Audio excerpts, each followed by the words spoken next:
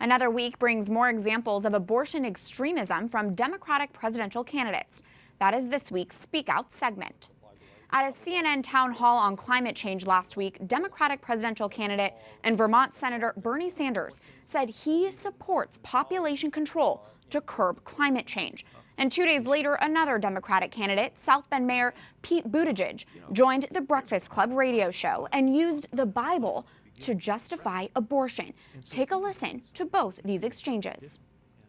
So I think, especially in poor countries around the world, where women do not necessarily want to have large numbers of babies, and where they can have the opportunity through birth control to control the number of kids they have, something I very, very strongly support. There's a lot of parts of the Bible that talk about how life begins with breath. And so even that is something that we can interpret differently. Both of these comments are strikingly reprehensible. Senator Sanders, we are called to be good stewards of all of God's creation. That includes human beings born and unborn, made in the image and likeness of God. Those living in countries experiencing poverty should be supported, not singled out for reduction.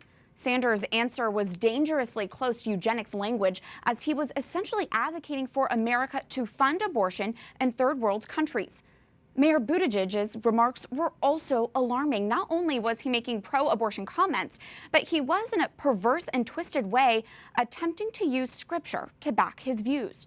How convenient that he seemed to forget the scripture verses about how God knit us in our mother's womb before our first breath. To even hint that the creator of life would be okay with abortion, the destruction of life, is truly sinister.